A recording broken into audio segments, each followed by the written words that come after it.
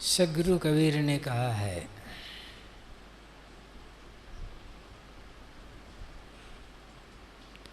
संतों जागत नींद न कीजिए।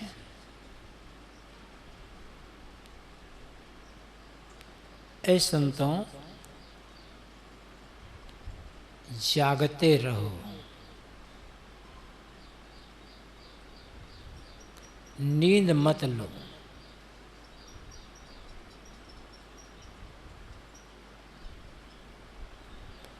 आप कह सकते हैं कि यह बात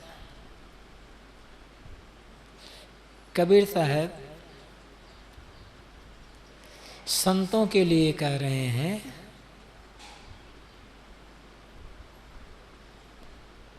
गृहस्थों के लिए नहीं है। और हम गृहस्थ हैं, ये बात हमारे लिए नहीं है। लेकिन बात ऐसी है नहीं। सदगुरु कबीर की दृष्टि में मानव मात्र संत है, क्योंकि सबका मूल स्वभाव शांत है।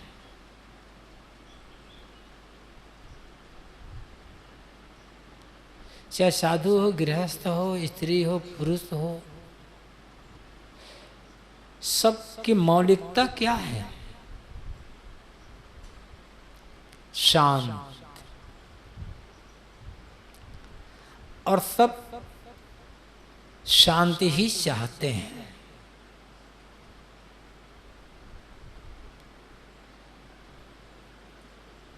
मन की शांति जीवन की परम उपलब्धि है। इससे बड़ी कोई और उपलब्धि है नहीं।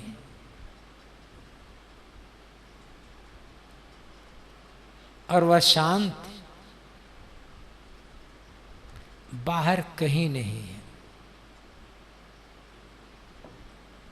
आपका अपना स्वरूप है।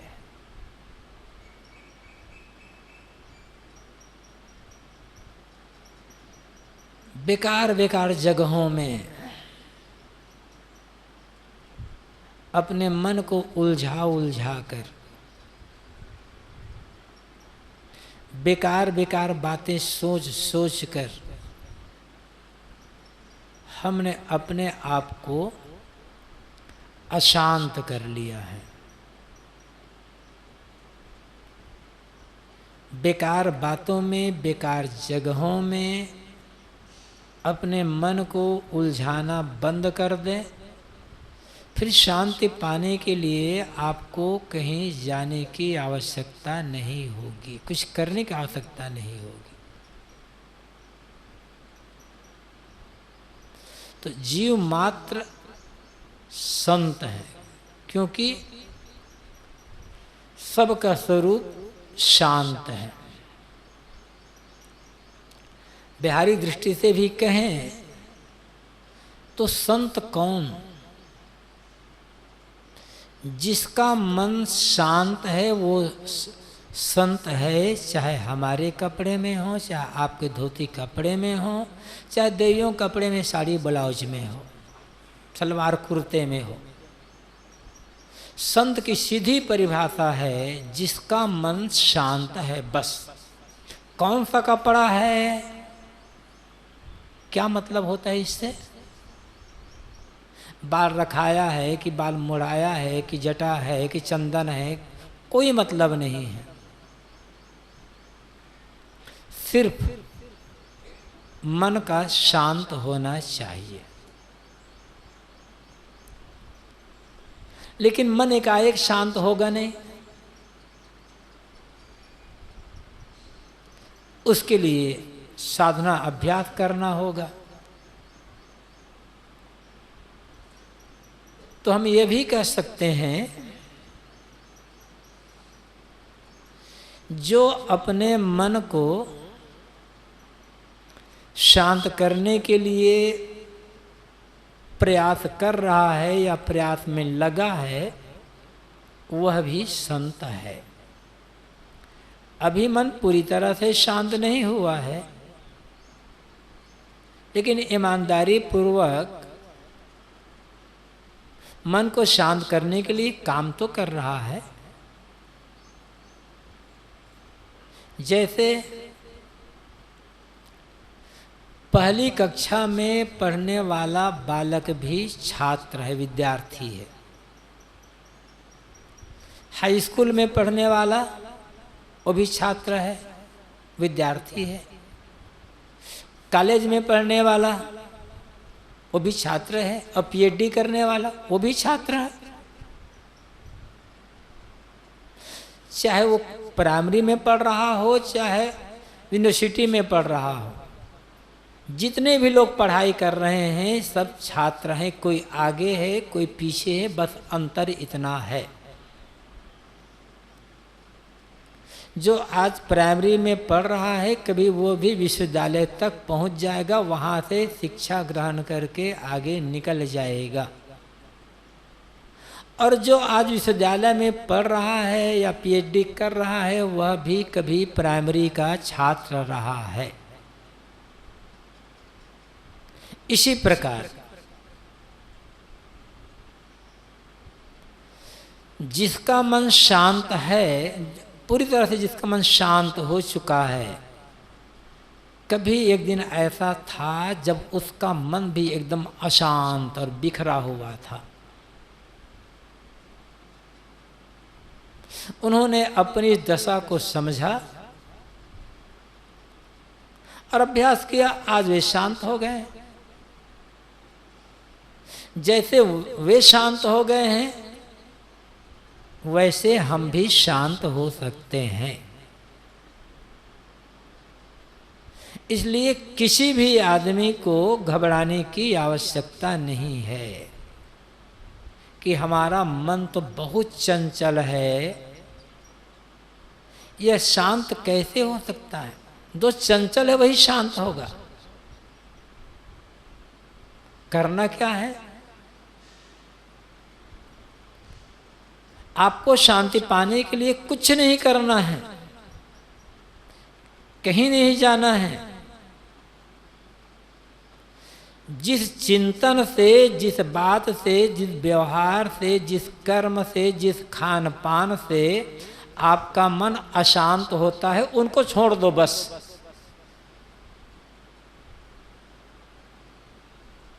जिन जिन कारणों से आपका मन अशांत होता है, उन कारणों को छोड़ दो, बस मन शांत हो जाएगा।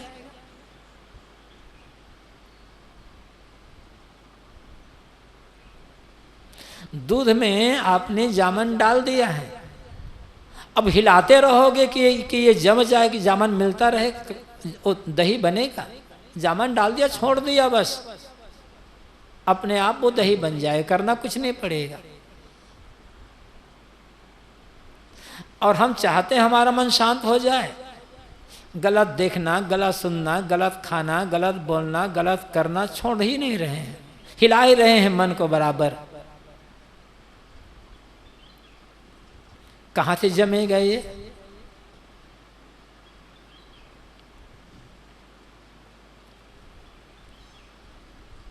इसलिए पहले ये सोचें कि मेरा मन अशांत क्यों है, और यह सोचें कि मैं दुखी क्यों हूं। दुख से बचना चाहते हैं ना,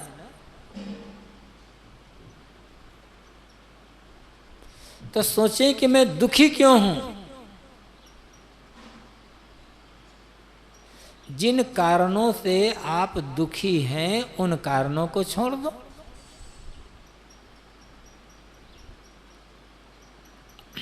बस बात यही है। अशांत है मन, कोई टेंशन है या कोई डिप्रेशन है, कोई चिंता है या भय है। और चिंता और भय क्यों है? कोई ना कोई इच्छा आपके मन में है। चाहे टेंशन हो, चाहे डिप्रेशन हो, चिंता हो या भय हो, इसके मूल में हमारी कोई ना कोई इच्छा है। या फिर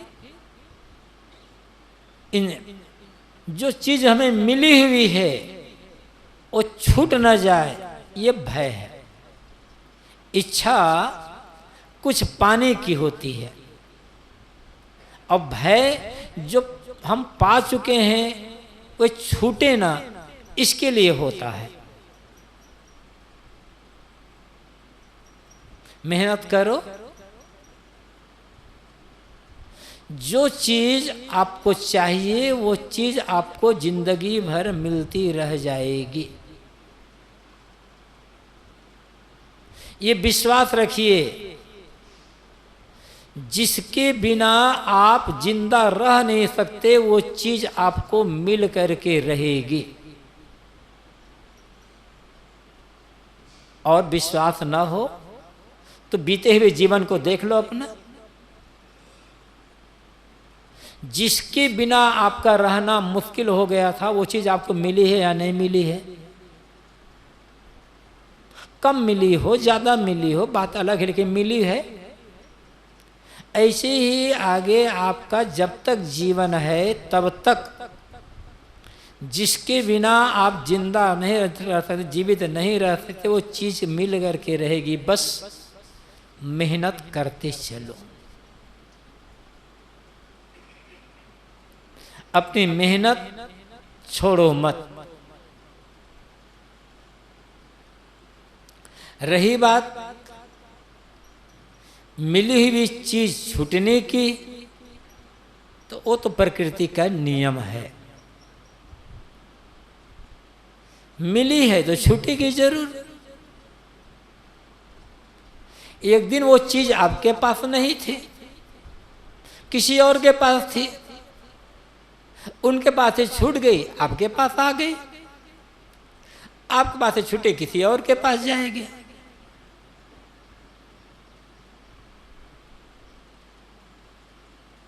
खोने का डर यदि आपको है तो पाने की लालसा छोड़ दो, खोने का डर अपने आप मिल जाएगा।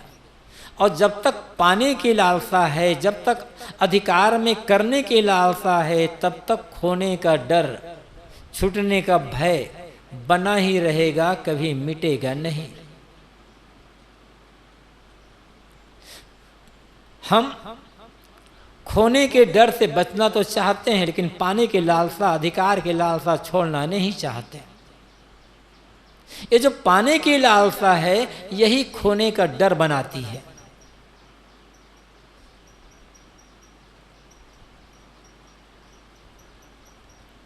तो चीज मिली हो तो छूटेगी छूटेगी। नियम है प्रकृति का, मिलना और बिछुड़ना। सर्वे क्षयांता निचया पतनांता समुच्छ्रया संयोग विप्रगांतम मरणांतम ही जीवितम। वाल्मीकि रामायण में राम लक्ष्मण से कहते हैं, लक्ष्मण सर्वे क्षयांता निचया, सभी संग्रहों का अंत विनाश है। पतनांता समुच्छ्रया, सारी उन्नतियों का अंत पतन है। संयोग विप्रगांतम, सारे संयोगों का अंत वियोग है। और मरणांतम ही जीवितम, और जन्म का अंत मौत है। मौत नहीं चाहते तो जन्म लेना बंद कर दो, मौत होगी ही नहीं। जन्म लेना चाहते हो और मौत से बचना चाहते हो, कैसे होगा? जब तक जन्म लेते रहोगे तब तक मरते रहोगे। मरना, जन्म लेना बंद कर दो, मौत अपने आप खत्म। पाने की लालसा छोड़ दो, खोने का डर अपने आप खत्म। तो क्यों टेंशन है मन में, क्यों डिप्रेशन है? या तो पाने की लालसा है, कुछ भी पाने की लालसा है, अधिकार की लालसा है, ये मेरी बात क्यों नहीं मानती, बेटा मेरी बात क्यों नहीं मानता, मेरा मन का अनुकूल काम नहीं चाहता, बहू मेरे मन का अनुकूल काम नहीं करती, पिता क्यों नहीं कर रहा है, ये नहीं कर रहा है। बस सोचोगे, टेंशन और डिप्रेशन में पड़ते चले जाओगे। हर आदमी के पास उसका अपना मन है, इसलिए हर आदमी स्वतंत्र है, वह अपने ढंग से सोचेगा, सर्वथा आपके मन के अनुकूल नहीं हो सकता। आपकी शिकायत है कि बेटा मनमानी कर रहा है, यही शिकायत आपके पिता करते थे आपके लिए, और आपके पिता जीवित हो ना तो पूछ लेना, अब मर गए तो कोई बात ही नहीं है।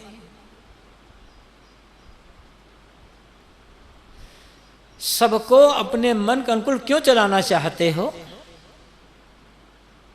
अपने को अपने अनुकूल बना लो, बस बात खत्म।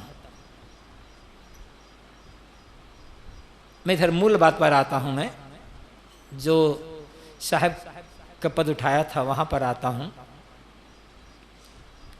संतों जागत नींद न कीजिए। बात यह है, सदगुरु कबीर की दृष्टि में मानव मात्र संत है।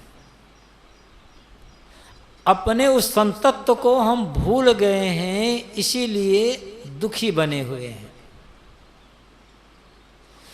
उस संतत्व में जीने के लिए जागरण की आवश्यकता है।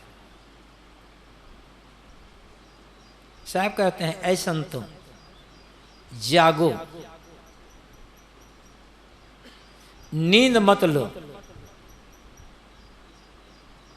आप कह सकते हैं हम तो जाग ही रहे हैं, सो कहां रहे हैं? सोए हुआ होता उसको कोई जगाता, हम तो जाग ही रहे हैं। जाग नहीं रहे हैं, सो रहे हैं। यहां बात शरीर की जागृति की नहीं है, किंतु मन की जागृति की है, विवेक की जागृति की है। जाग करके काम करते तो जीवन में दुख होता ही नहीं। जो जागा हुआ होगा उसकी जीवन में कोई दुख नहीं होगा। जागा हुआ होगा, टेंशन नहीं होगा, डिप्रेशन नहीं होगा, भय नहीं होगा, चिंता नहीं होगी। जागा हुआ आदमी पूरी प्रसन्नता में जिएगा, आनंद में जिएगा। कहना चाहिए जो जाग जाता है, प्रसन्नता उसका स्वभाव बन जाती है, आनंद उसका स्वभाव बन जाता है। हर समय आनंद, हर समय प्रसन्न। उसके लिए तो यही कहा जा सकता है, किसकी शादी किसका गम हो, अल्लाहू दम पर दम। हर समय तो हम जाग करके नहीं जी रहे हैं, सो करके जी रहे हैं। जागने का मतलब सावधानी, हमेशा अलर्ट रहना, जागरूक होकर जो काम करना होश हवास में करना। कहाँ हम जागते हैं? हम मन बिखरा हुआ है, ये जागृति नहीं है।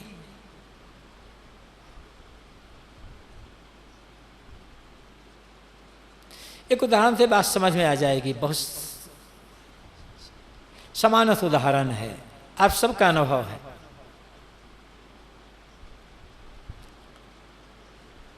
भोजन करने आप बैठे हैं, भोजन करते करते 2, 4, 6 मिनट हो गए। आपके भंडारी ने, आपके साथी ने पूछा आपसे, क्यों जी आज सब्जी कैसी बनी है? ठीक तो बनी है ना? तो आप कहते हैं अच्छा रुको अभी बताता हूँ। 6 मिनट तक खाली कहाँ थे आप? सो करके खा रहे थे।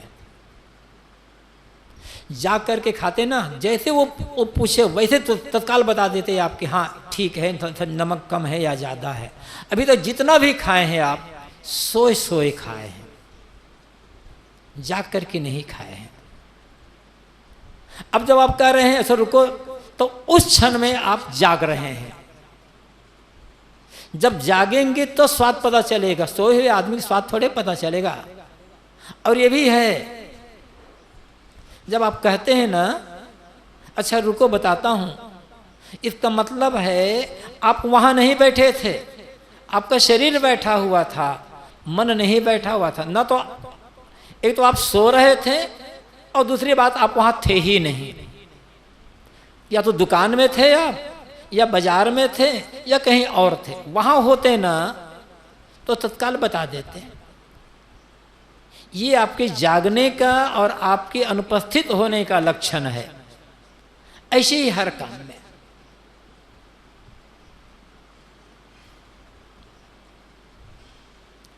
तो जागने का मतलब है हमेशा होश हवास में जीना, और सोने का मतलब है आलस, प्रमाद, निद्रा, असावधानी में जीना।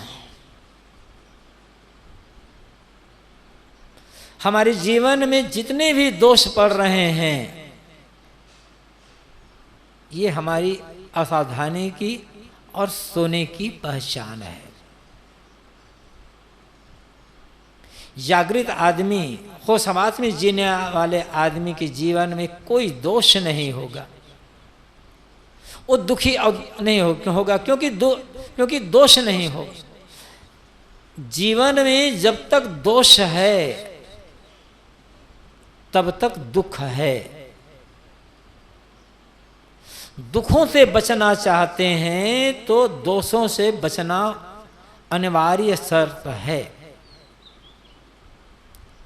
सारे दुखों का मूल कारण हमारे मन के दोष, छोटे बड़े जो भी हों। यदि हम ये कहते हैं कि मेरे जीवन में कोई दोष नहीं है फिर भी मैं दुखी हूं, तो मेरा कहना गलत है, मैं झूठ बोल रहा हूं।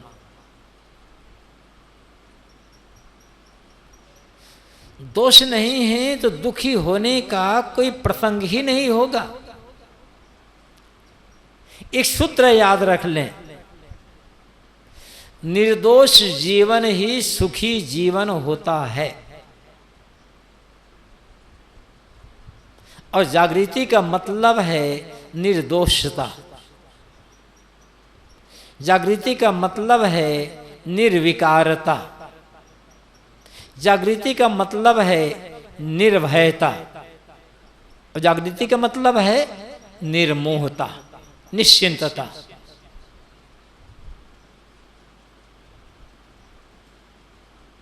कहां कहां हमारा मन उलझा हुआ, मोह में डूबा हुआ है। मोह निशा सब सोवन हारा, देखें स्वप्न अनेक प्रकारा। ये गोस्वामी जी कहते हैं। सारा संसार मोह की नींद में सोया हुआ है। और देखें स्वप्न अनेक प्रकार, हानि और लाभ, अनुकूलता और प्रतिकूलता, राग और द्वेष, निंदा और प्रशंसा, मिलना और बिछुड़ना, सुखी और दुखी होना, ये अनेक प्रकार की स्वप्न हम देख रहे हैं।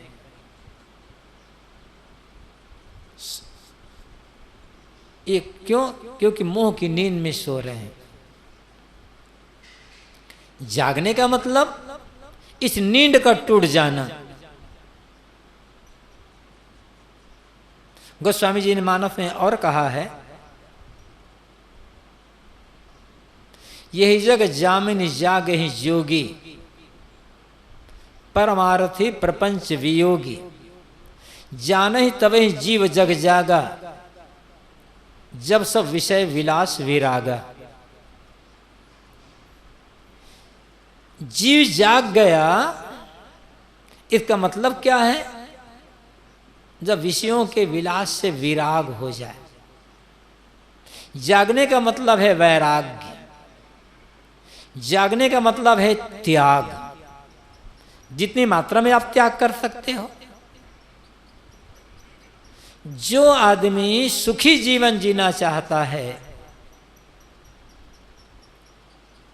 शांतिपूर्ण जीवन जीना चाहता है, दुख रहित जीवन जीना चाहता है, उसके लिए त्याग ही रास्ता है।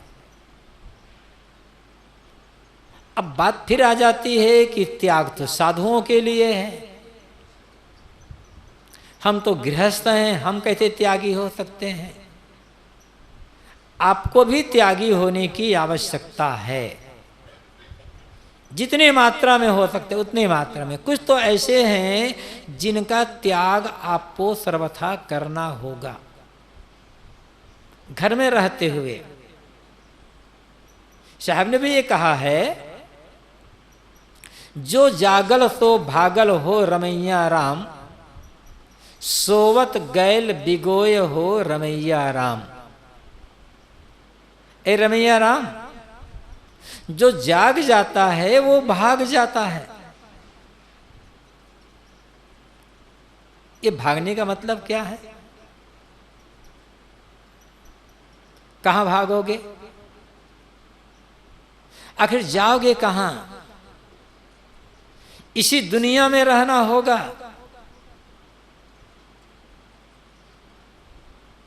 शायद एक सिनेमा का गीत है, जीना यहां मरना यहां, इसके सिवा जाना कहां? कहां जाओगे भाग करके?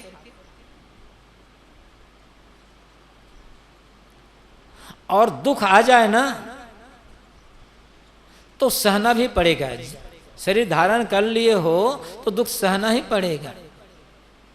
तमाम प्रतिकूलताएं आएंगी, तमाम पता नहीं क्या क्या होगा, सब कुछ सहना पड़ेगा, सब कुछ सहना पड़ेगा। करोगे क्या? ये दुनिया में सब कुछ अपने मन के अनुकूल होने वाला नहीं है। ये मन की अनुकूलता की जो चाहना है ना, यही तो पीड़ा का कारण है। जब तक प्रारब्ध पूरा नहीं हो जाता है तब तक जिंदगी जीना पड़ेगा। अब हंस करके जियो चाहे रो करके जियो, अमृत मिले तो पीना पड़ेगा, जहर मिले तो पीना पड़ेगा। बहुत पुरानी फिल्म थी मदर इंडिया, उसका गीत है, दुनिया में हम आए हैं तो जीना ही पड़ेगा, जीवन है अगर जहर तो पीना ही पड़ेगा।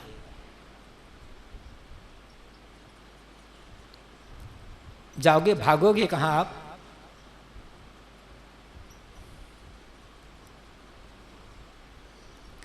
तो मतलब ये कहो कि घबराने से काम नहीं चलने वाला है। ये घबरा जाना सो जाना है। जैसे आप जागोगे आपकी समस्याओं का समाधान हो जाएगा। और जहां सोए समस्याएं बढ़ जाएगी, चारों तरफ से आप समस्याओं से घिर जाओगे। जागृति समस्याओं का अंत। तो मैं तो ये कह रहा था, साहब कहते हैं जो जागल सो भागल हो रमैया राम। जागने का मतलब क्या है? भागना। कहां भागना? किससे भागना?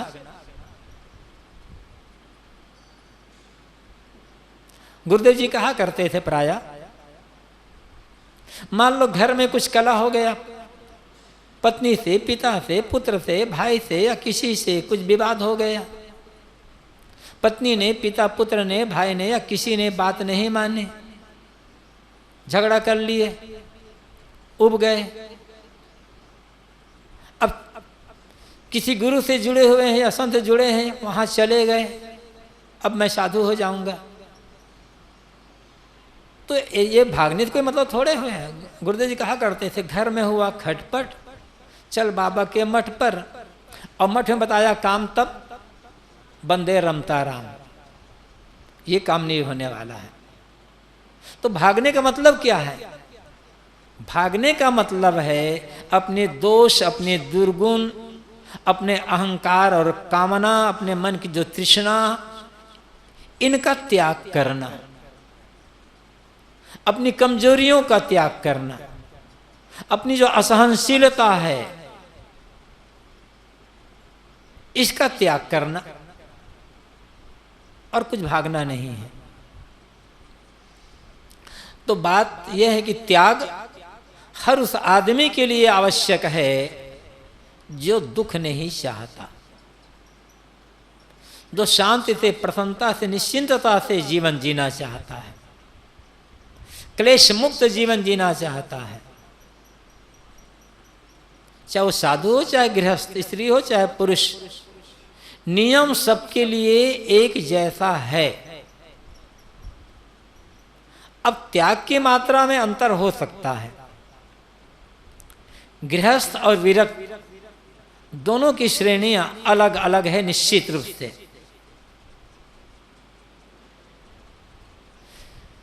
साधु का तो रास्ता ही त्याग का रास्ता है, लेकिन मुख्य त्याग अहंकार का त्याग, कामना का त्याग। योग वासिष्ठ में चुड़ाला और शिखध्वज की जो कहानी आई है, वो कहानी का सार क्या है? शिखध्वज राजा है, चुड़ाला उसकी पत्नी रानी है, महारानी। शिखध्वज संसारी प्रवृत्ति के आदमी, राग रंग विषय विलास में डूबे रहने वाला, मोह में डूबे रहने वाला। और चुड़ाला रानी होते हुए भी आत्मज्ञानी है, और त्याग वैराग के महत्व को समझने वाली है। बार बार समझाती है अपने पति राजा शिखध्वज को, राजन ये विषय विलास और राजपाट ये शांति का रास्ता नहीं है, छोड़ो ये सब। बोले कहते थे अरे ये तो मेरी पत्नी है, पत्नी की क्या, स्त्री है, स्त्री की क्या बुद्धि होगी, ध्यान नहीं देता था। लेकिन बार बार जब कहते कहते लगा ये मेरी पत्नी होकर कितने ज्ञान की बात कहती है, तो थोड़ी ठेस लगी और राजपाट छोड़कर चले गए जंगल, तपस्या करने लगे। साल भर के बाद चुड़ाला एक देव का वेश बना करके आती है और कहती है राजन शांति मिली? शिखध्वज ने कहा नहीं देव, शांति नहीं मिली। तो उसने कहा त्याग करो, बस चल दे। शिखध्वज ने सोचा त्याग करो, क्या क्या त्याग करो? राजपाट, घर द्वार, पत्नी, बच्चे, सबको तो त्याग कर दिया। यहाँ कुटी बना करके रह रहा हूं, किसका तारो? एक कुटी है, कुटी का छोड़ दिए, पेड़ के नीचे बैठ करके तपस्या करने लगे। साल भर बीता, फिर चुड़ाला आती है देव का विध बना करके, पूछती राजन त्याग शांति मिली? कि नहीं देव, शांति नहीं मिली। कि त्याग करो, फिर चल दे। सोचे किसका त्याग करूं फिर? अब कुटी का भी त्याग कर दिया, पेड़ नीचे रहता हूं, खाना पीना छोड़ दिया, भूखे प्यासे साधना करने लगे, तपस्या करने लगे। साल बीता, चुड़ाला फिर आती है, पूछती है राजन शांति मिली? कहते नहीं देव, शांति नहीं मिली। कि त्याग करो, फिर चलती है। सोचते अब किसका त्याग करूं? पहले घर द्वार राजपाट का त्याग किया, फिर कुटी का त्याग किया, भोजन का भी त्याग कर दिया, भोजन पानी का त्याग, किसका त्याग करूं? क्या बचा पाता? अबे शरीर है, जीवन है, इसी का त्याग कर देता। एक कुआं में कूदने तैयार हो गए। चुड़ानल ने बाह पकड़ लिया, राजन शरीर के त्याग से शांति नहीं मिलेगी, तुम्हारे भीतर जो अहंकार बैठा हुआ है, ये जो कामना बैठी हुई है, इसका त्याग करो। अहंकार कामना में पड़ जाना सो जाना है, नींद ले लेना है। और अहंकार कामना का त्याग कर देना ये जाग जाना है।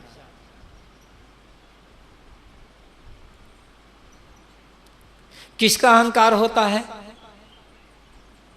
उन्हीं प्राणी पदार्थों का अहंकार होता है जो मिलने बिछुड़ने वाले आज हमारे हैं और कल हमारे नहीं रह जाने वाले हैं, जिन्हें हमको छोड़ना पड़ेगा, छूटने वाले।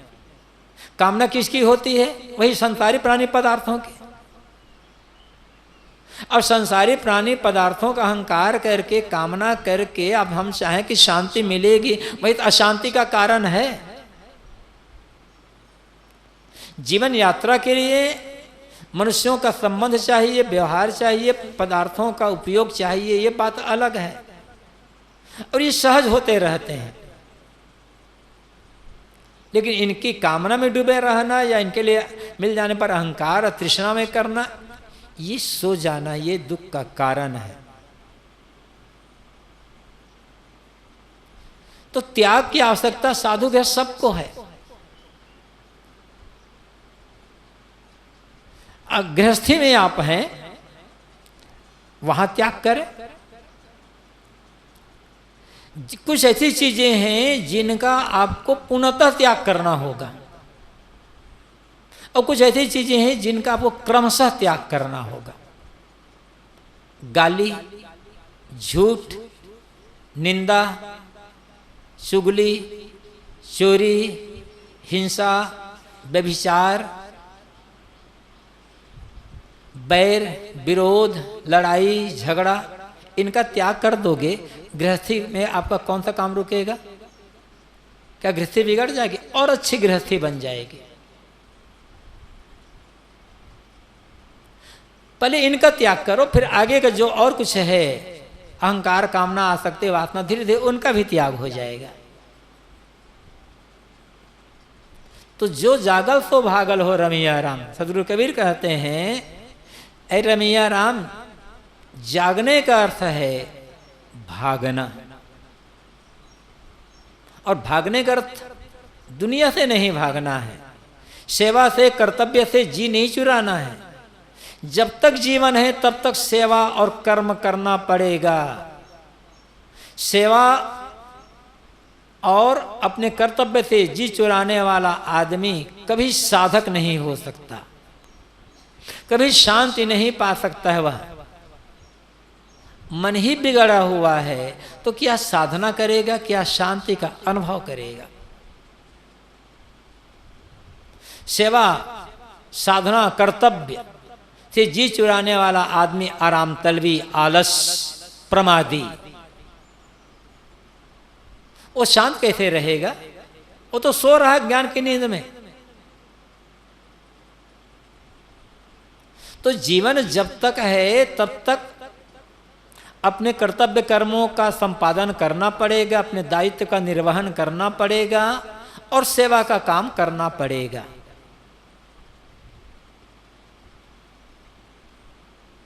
लेकिन सब कुछ करते हुए निष्काम, अनासक्त होना। निष्कामता ही जागृति है, अनासक्ति जागृति है। कर्तव्य कर्मों को छोड़ना ये साधना नहीं है। गीता में बार बार यही कहा गया है, अर्जुन कर्म करो, कर्म करो, कर्म करो, लेकिन बार बार कहते हैं निष्काम रहो। सदगुरु कबीर कहते हैं, कर्म करे और रहे अकर्मी। कर्म करो और अकर्मी रहो। मतलब जो भी काम करना है विवेक पूर्वक करो, होश पूर्वक करो, कर्तव्य समझ करके करो, सेवा समझ करके करो, लेकिन निष्काम रहो। निष्काम रहना ये अकर्मी होना है। ऐसा हो सकता है कि एक आदमी सुबह से शाम तक बहुत दौड़ भाग कर रहा है और दूसरा आदमी चुपचाप बैठा हुआ है आंख बंद करके। लेकिन ये मत समझना जो बहुत सुबह शाम तक बहुत भाग दौड़ कर रहा है, ये काम वो काम कर रहा है, वह बंधा हुआ है।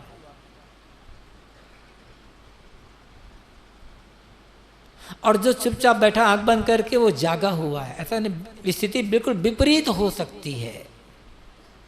जो सुबह से शाम तक सेवा में लगा हुआ है, यदि वो निष्काम है तो जाग रहा है।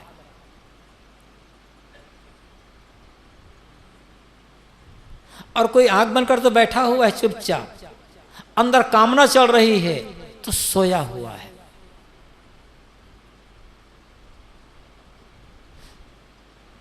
जो सुबह से शाम तक सेवा में लगा हुआ है लेकिन निष्काम है तो वो साधक है।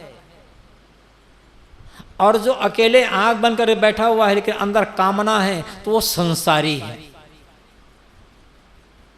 एक साधक का, साधु का कपड़ा होता है, एक संसारिक कपड़ा होता है। ये कपड़ा है बाहर का। जिसका मन कामनाओं में डूबा हुआ है, चाहे मेरे कपड़े में हो चाहे आपके कपड़े में हो, वो आदमी संसारी है। और जिसका मन निष्काम है वह आदमी साधक है, संत है। और निष्काम हो जाना ये जाग जाना है, कामनाओं में डूबे होना ये सो जाना है। इसलिए सदगुरु कबीर कहते हैं, संतों जागत नींद न कीजिए। ऐ संतों जागते रहो, नींद मत करो। नींद लेना असावधान हो जाना है। असावधानी का अर्थ क्या है? मन का दुनिया के पीछे भागते रहना। जो दुनिया को बस में करना चाहता है वो संसारी है, और जो अपने को बस में करने के लिए काम कर रहा है वो साधक है। किस कपड़े में है कोई मतलब नहीं है। तो नींद लेने का मतलब असावधान होना। असावधानी का मतलब क्या है? मन का दुनिया के पीछे दौड़ते रहना। जागने का मतलब सावधान हो जाना। और सावधानी का अर्थ है मन का दुनिया के पीछे न दौड़ करके आत्मचिंतन में डूब जाना, ज्ञान में, विवेक में, विचार में डूब जाना, शांत हो जाना। और जिसका मन ज्ञान में, विवेक में, विचार में डूबा हुआ है आज मुक्त है वह। मरने के बाद उसे मुक्ति की कल्पना करने की कोई आवश्यकता नहीं है।